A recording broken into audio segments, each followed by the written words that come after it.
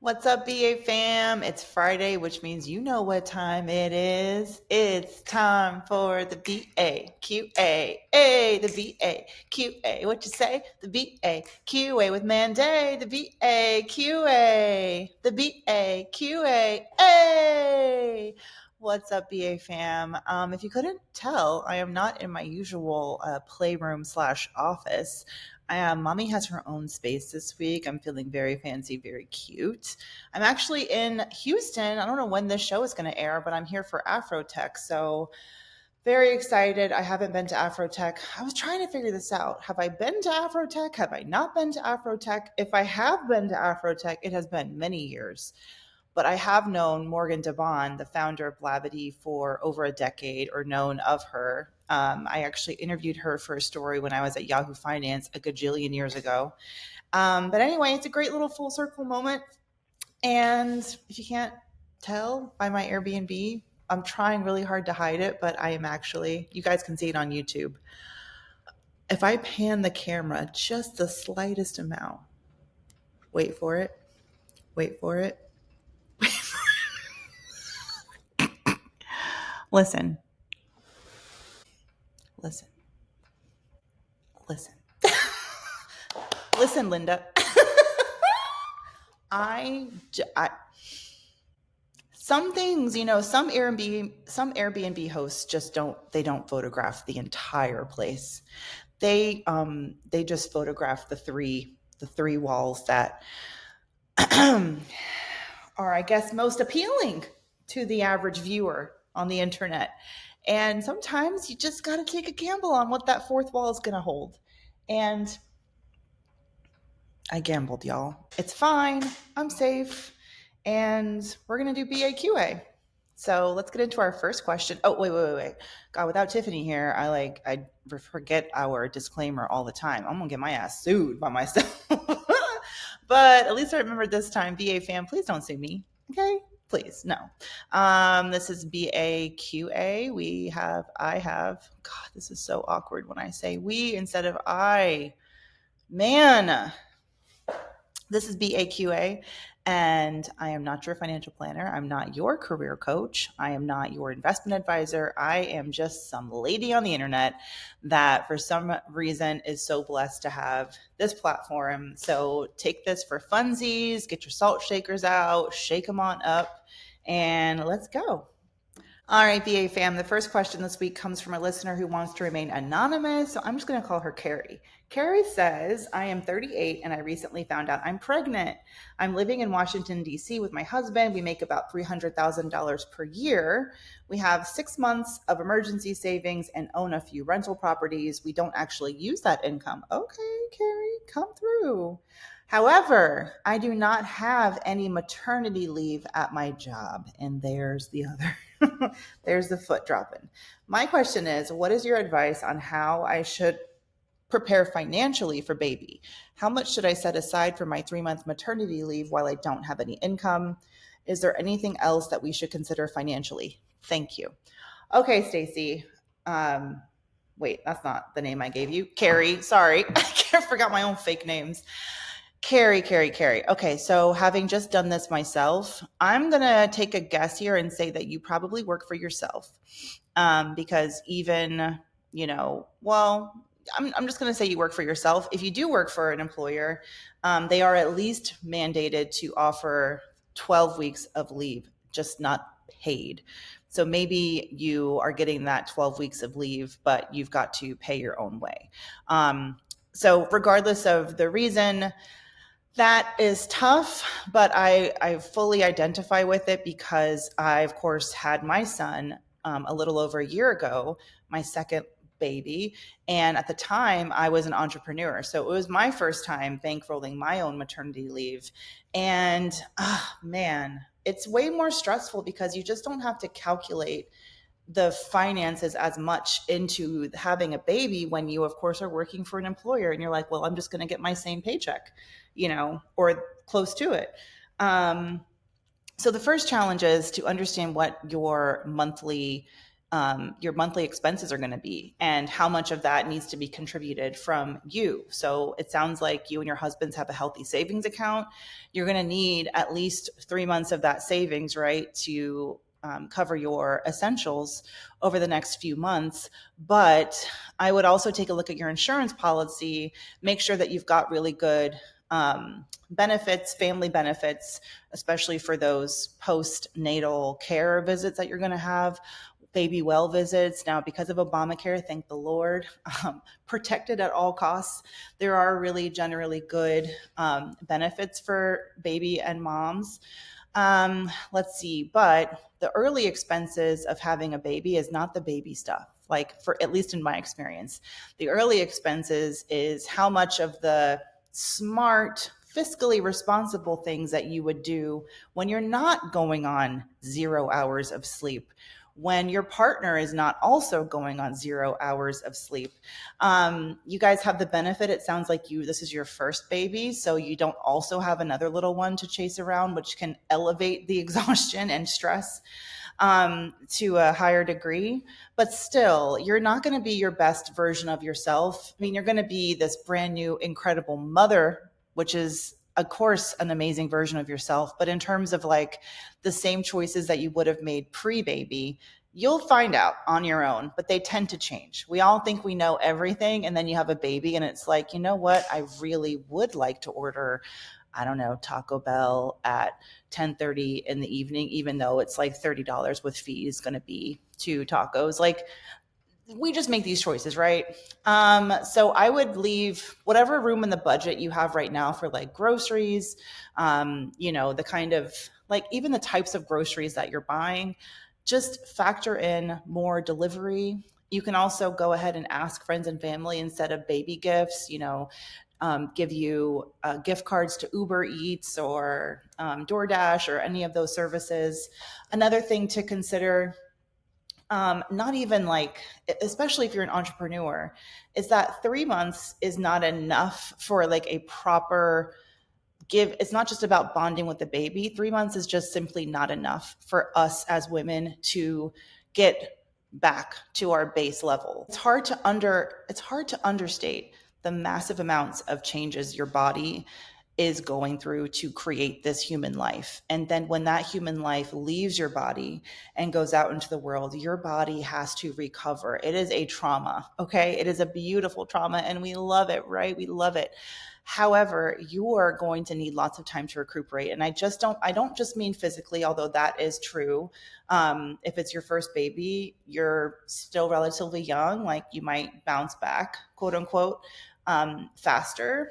But the mental toll, the psychological toll, trying to juggle, even if you don't run your own business, but just trying to juggle a 9 to 5 with motherhood, childcare expenses are wild. You live in Washington, D.C., so I know that you know that. So I hope you have a childcare plan. So I would say whatever you think you need for 3 months of income, I would just do 50% more. So if that is $15,000, then make it $22,500. And that for me is just giving you extra wiggle room for the what ifs. It's also giving you some extra wiggle room for what if you don't want to get back at it after just 3 months?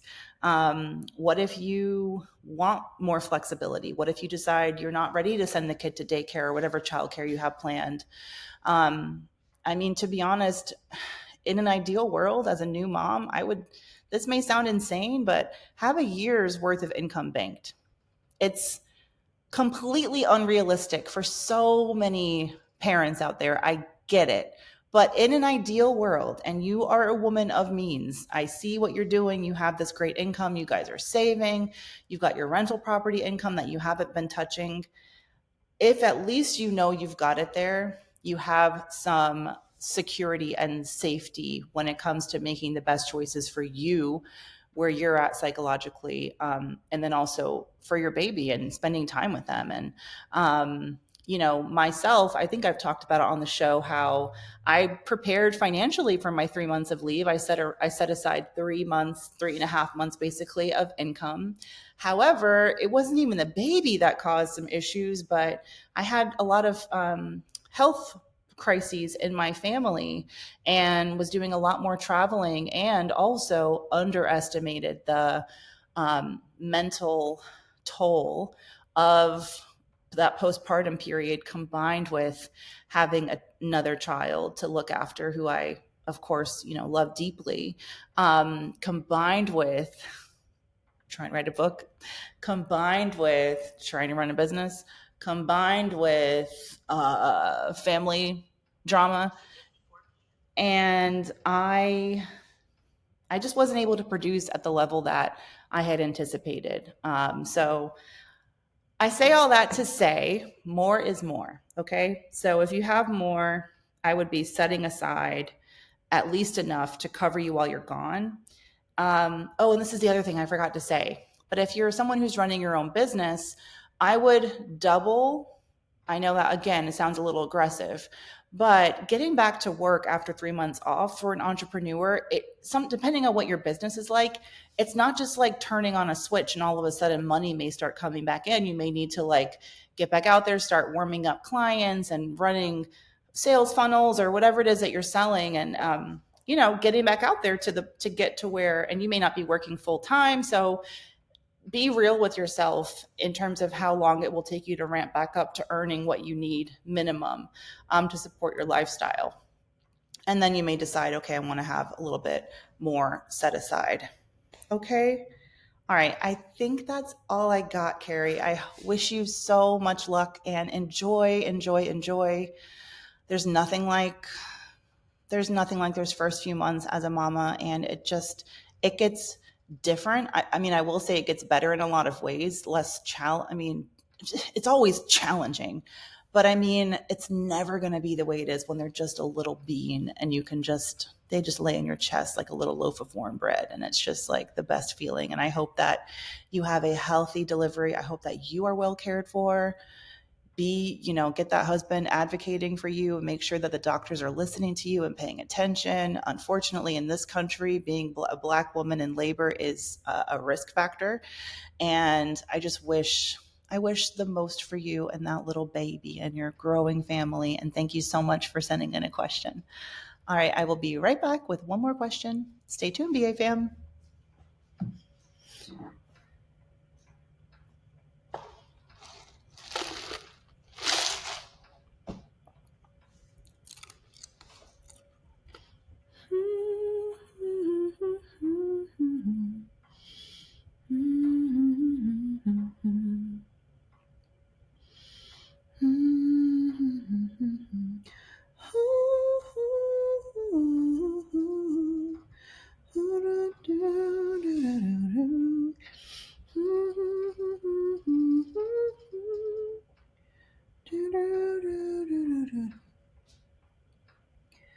Close my eyes and leave.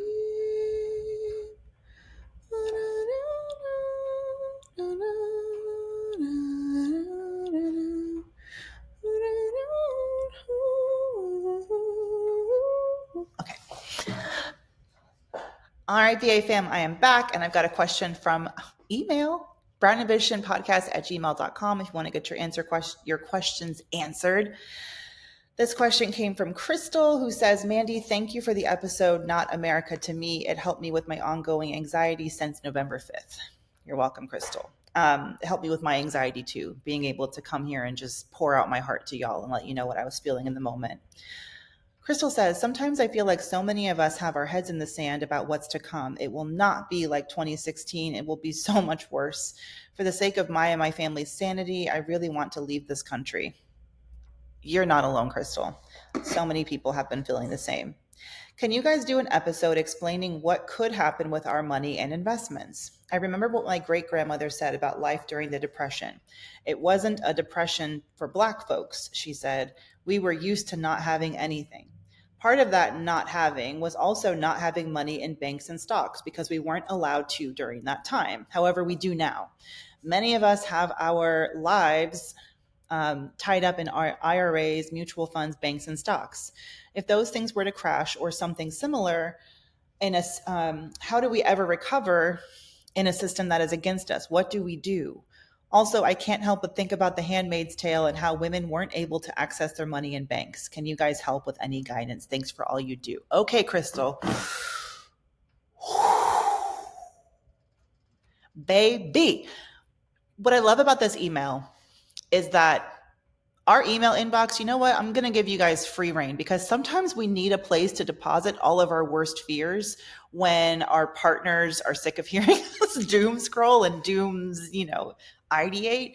And that's really what anxiety is about. It's about anticipating an outcome that we can't really predict and often can't control. But I think it's useful sometimes to just purge all of the what ifs, okay? But then I need you to just leave them over there because it's not going to serve you, Crystal. And like, I know so many of us are feeling the same thing.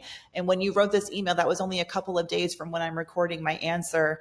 And I can feel the ache. I can feel the desperation. I can feel the fear really behind what you're talking about here. The Handmaid's Tale reference, like those memes are going crazy. They have been ever since, 2016, maybe even before.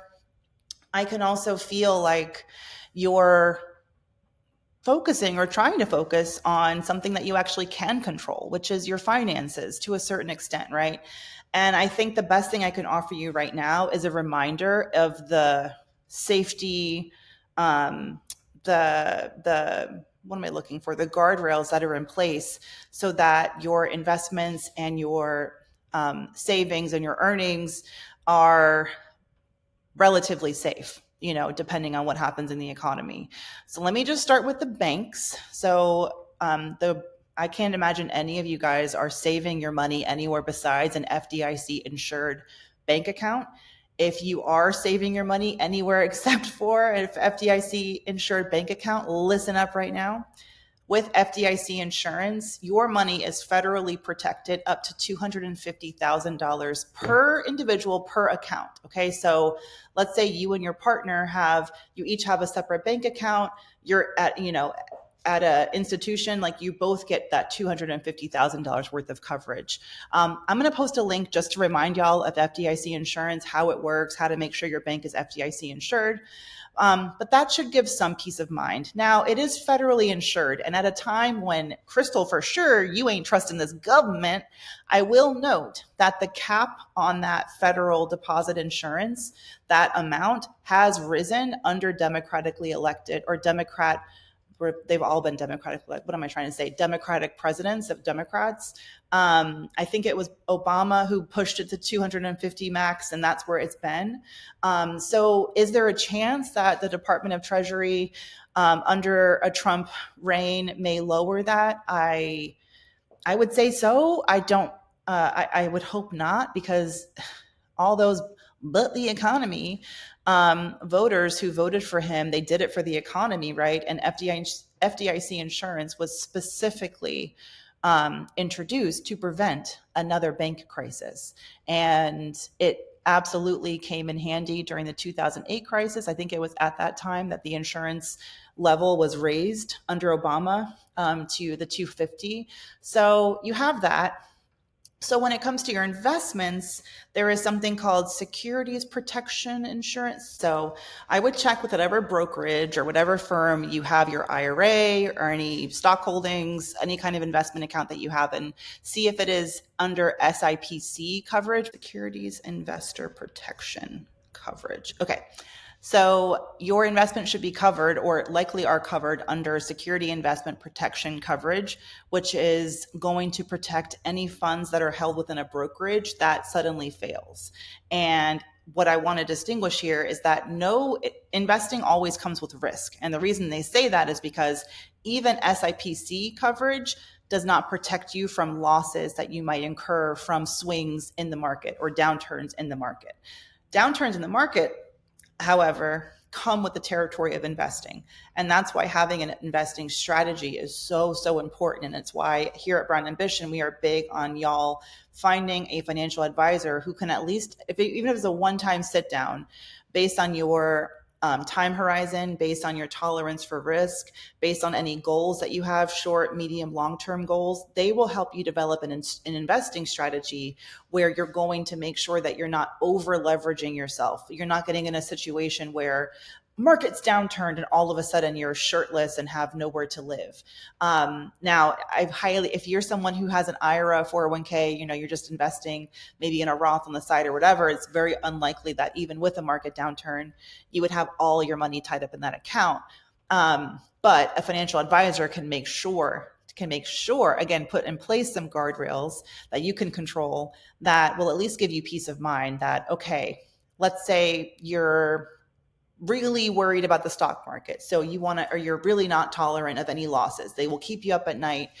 You will go into an anxiety spiral. You can't cope. So you want to have more of your money in cash. This is also a strategy that the older you get, the more it makes sense to have less money tied up in the market and more money in cash reserves, CDs, like those types of deposit accounts that fall under that FDIC insurance guideline and are going to be solid. So anyhow, the point is you'll develop a strategy that is in line with your risk tolerance and how much time you want to be investing for. But if you're doing it on your own, then I would double check your investments and just make sure that you're not too, over indexed in stocks. The old rule of thumb is to take the number 100 and subtract your age from it, and that will give you your stock to bonds ratio. So I'm 37, so ostensibly that means I should have 63% of my portfolio in stocks and 37% in bonds. And I personally am invested in some growth funds, like some passive investment funds that are automatically shifting my investments over time. And then I do have some accounts that are just held in a Vanguard brokerage account. And I'm not going to lie, I have a pretty high tolerance for risk, especially because I'm younger. I have 30 something years of investing before traditional retirement age. And so I am completely invested in stock index funds, ETFs, things like that. So about the market in general, no matter what president has been in power, the research is clear, the data is clear that the stock market tends to bounce back. And on the whole, even with wars and different presidencies and all kinds of natural disasters and all of that, the market does have these times when it goes down, but it tends to go back up, down and up, down and up, down and up. And it's really hard unless it's like, if you're looking at the stock for X, for example, I'm sure that has gone up and down since Elon Musk has infiltrated the Republican Party and the White House now.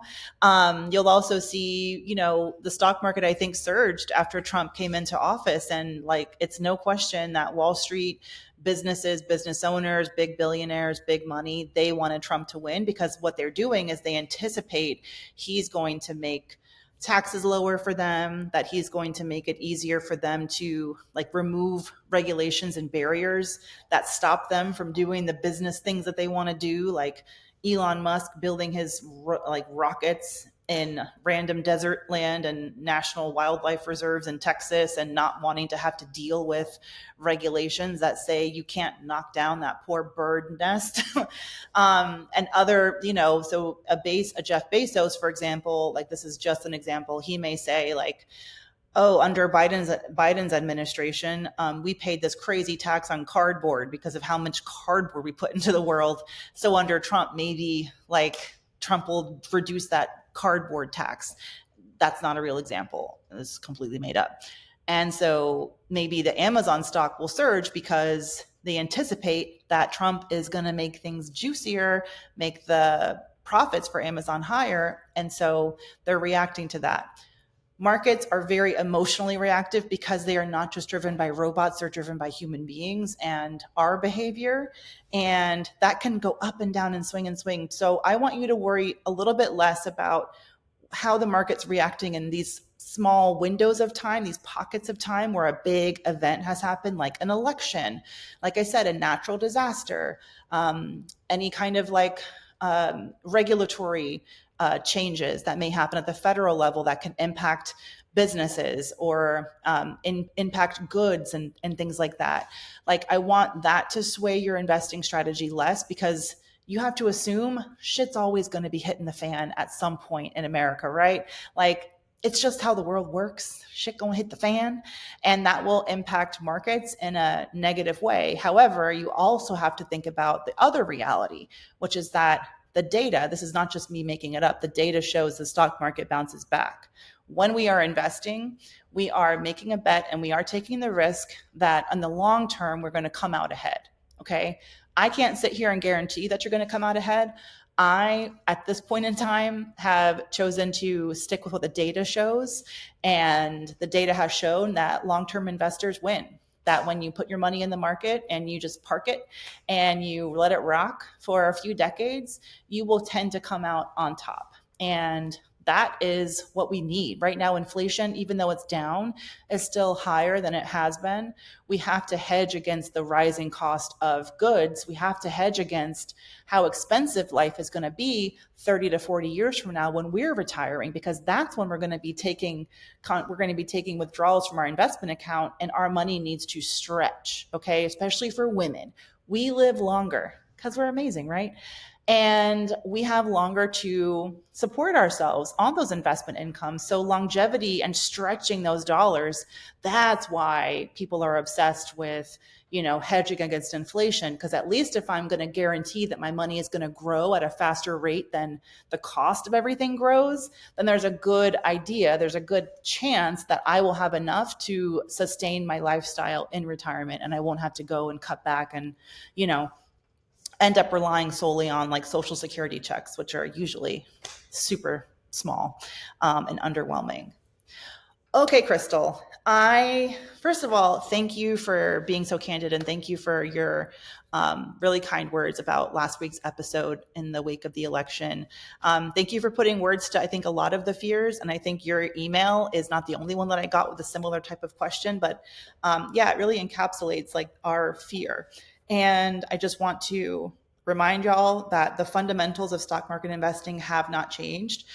We have done multiple episodes about strategies around like being an everyday investor and investing for retirement. So hopefully you can check some of those out. I'll probably do some future episodes just about the market post 2025, because of course we're heading into a new year, and I'm heading into a new season of my life. Like I even here sitting talking about my investments, I'm like, well, shit, I made these choices when I was 24. This is over a decade later. Maybe I should be making some changes. So these are really good questions to have, Crystal. Thank you for sending them to me. And if you guys want your questions answered on the podcast, feel free to hit me up, brownambitionpodcast@gmail.com, or you can email or you can DM me at brownambitionpodcast on IG. Wait, I want to read a review. Hold on. This comes from listener Maria 3 Borja. Mandy and Tiffany, I absolutely love y'all. I've been listening to BA for about 2 years, and I love all the education, laughs, community encouragement, and love that you ladies bring to the table. I just finished listening to Mandy's latest episode, and I want to say that you, my dear, have put in... Oh, I haven't read this yet. Oh.